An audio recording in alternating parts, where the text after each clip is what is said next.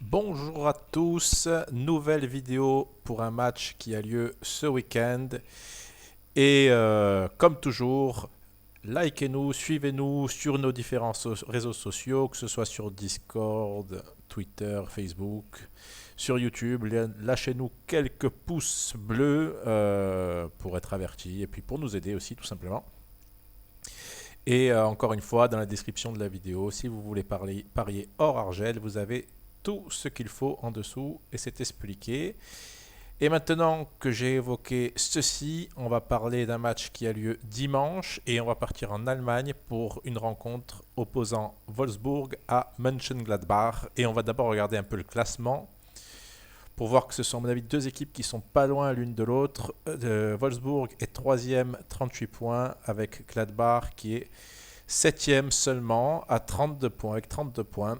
Et normalement, si on regarde l'état de forme, Wolfsburg m'a l'air d'être dans une forme impressionnante, me semble-t-il. Ouais, donc 5 matchs, 4 victoires, un match nul.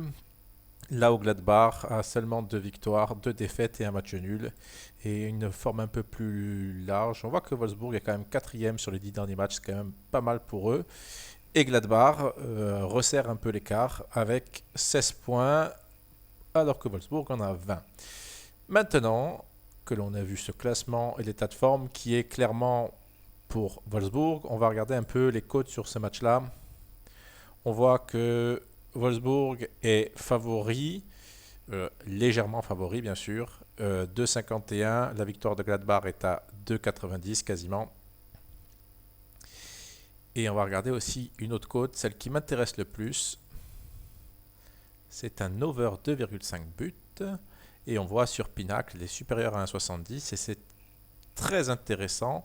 Et je vais essayer de vous dire pourquoi c'est intéressant de parier sur l'over et même de tenter, pourquoi pas, un Wolfsburg remboursé si nul. Déjà, on a une info, c'est l'état de forme. L'état de forme est clairement pour l'équipe qui reçoit. Maintenant, au niveau des blessures, je suis obligé d'aller regarder sur ce site-là, puisque le site de la Bundesliga n'est pas encore à jour, ni celui de Kicker, qui est un super site aussi pour donner des infos sur les absences. Alors, sur ce site-là, on va aller voir Wolfsburg. On voit que cette équipe n'a aucune absence. Quant à Gladbach, ils n'ont rien non plus comme joueur absent. Donc, au niveau des absences, pas d'avantage d'une équipe sur l'autre. Et maintenant, on va aller regarder donc le classement. On voit que Wolfsburg est au-dessus de Gladbach. On va regarder les points attendus et on voit que ça se resserre un peu pour cette équipe de Wolfsburg. Les expected goals. Wolfsburg a marqué quasiment autant de buts qu'elle aurait dû en mettre. Et pour Gladbach, une équipe qui surperforme un petit peu, 37 buts pour 32. Et au niveau des goals against, normalement, Wolfsburg est une bonne défense. Et ils auraient dû encaisser 5 buts de plus. Et pour Gladbach, eux par contre, ils auraient dû encaisser 5 buts de moins. Bon, une fois qu'on a ces infos-là, on va essayer de les décortiquer un petit peu. Wolfsburg, on a l'impression, en fonction de cette donnée, surperforme un petit peu. 38 points pour 33 attendus, alors que Gladbach, finalement, est dans ses standards. 32 points et 31,40 attendus, donc 31. Donc Gladbach fait des performances sur le long terme conforme aux expected goals et donc aux expected points. Maintenant qu'on a vu ça, on va essayer de dire ce qui peut se passer. J'aimerais bien trouver donc ça, les compos en général. Normalement, voilà, on va prendre ce match-là pour vous montrer un peu comment joue Wolfsburg. Ils ont Weghorst devant et ils ont un bon milieu de terrain avec Arnold et Schlager. Ces deux joueurs-là risquaient une suspension sur ce match. Ils n'ont pas pris de carton jaune, donc ils pourront être alignés ce week-end. Et on voit sinon que c'est une équipe qui joue en 4-2-3-1 et qui est surtout une équipe par rapport à l'an dernier qui est bien plus offensive. Et on va pour ça regarder vite fait le classement. 32 buts marqués. Alors que l'an dernier, par exemple, je sais qu'ils avaient une attaque beaucoup moins performante que cette année, parce que finalement, Gladbach n'a marqué que 5 buts de plus, alors que Gladbach est une équipe assez intéressante offensivement, pour ne pas dire très intéressante offensivement.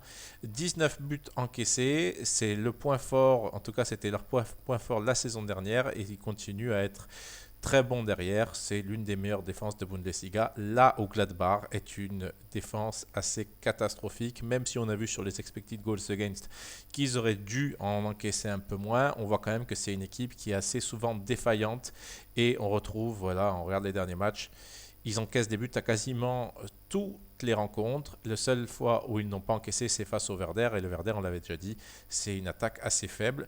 Quant à Wolfsburg, on voit qu'ils arrivent à enchaîner les clean sheets. Mais surtout, ce qui est intéressant, c'est de voir qu'ils marquent à quasiment tous leurs matchs de maintenant. Là où l'an dernier, cette équipe était parfois assez irrégulière parce que justement, ils avaient une attaque qui n'était pas toujours performante. Cette année, on voit que ça va quand même mieux. 32 buts, bon, c'est pas énorme, hein, 32 buts sur 20 matchs. On voit que Leipzig en a 35, donc c'est pas de grosses attaques de Bundesliga. Mais si on se réfère aux équipes qu'il y a autour, on voit que 37 buts pour Leverkusen qui est une bonne attaque, 39 buts pour Dortmund qui normalement a une potentiel offensif assez énorme.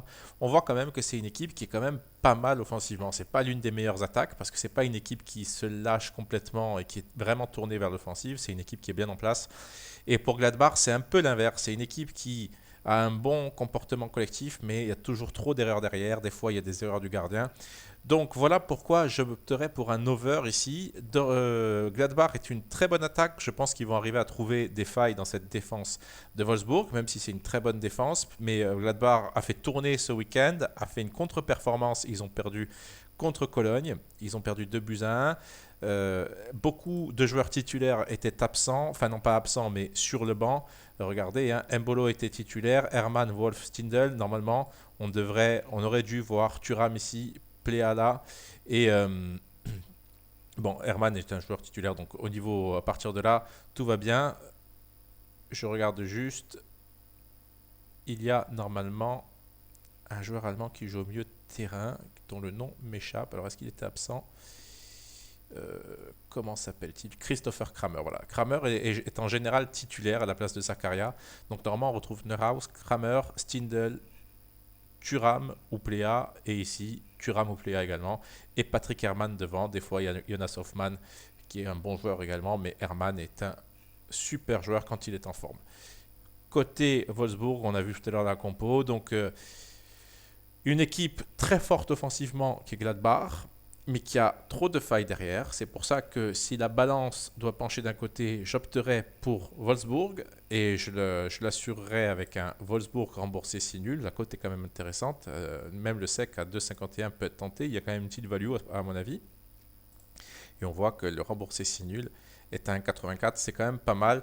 Mais encore une fois, je vais aller à l'essentiel sur ce match-là. Un over me semble le meilleur pari parce que Wolfsburg est performante offensivement et Gladbach défaille derrière.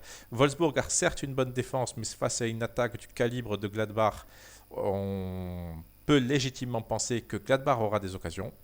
On peut aussi penser que ce sera un match ouvert pour la bonne et simple raison que Wolfsburg va vouloir revenir sur son adversaire du jour. Avec une victoire, il reviendrait à 3 points. Je ne pense pas que Gladbach vienne pour défendre. De toute façon, même s'il rencontrait une superbe équipe très forte, je ne sais pas s'ils savent défendre. On sera vite fixé face à City, par exemple.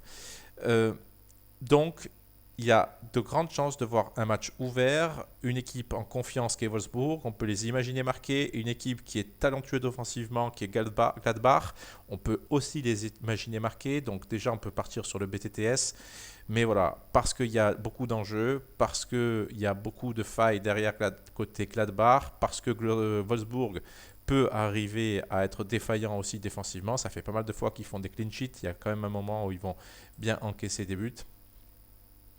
On va regarder un peu les derniers matchs. Bon, il y a souvent des buts quand même dans ces rencontres. Ici 3, ici 3, ici 3, ici 4. Et là, ici un BTTS.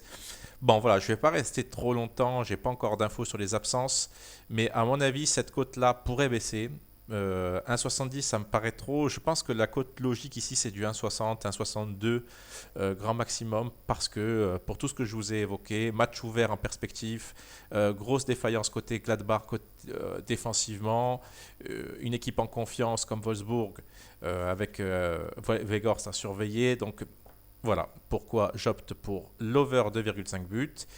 Et je vous dis stop, j'ai fini avec l'analyse de cette rencontre. Je vous dis à la semaine prochaine ou peut-être même une autre vidéo ce week-end. Mais je pense que j'en ferai une pour le retour de la Champions League. Voilà, je vous dis à bientôt et encore une fois, n'hésitez pas à nous suivre, à nous aider dans notre référencement. Bonne journée à tous et bonne semaine.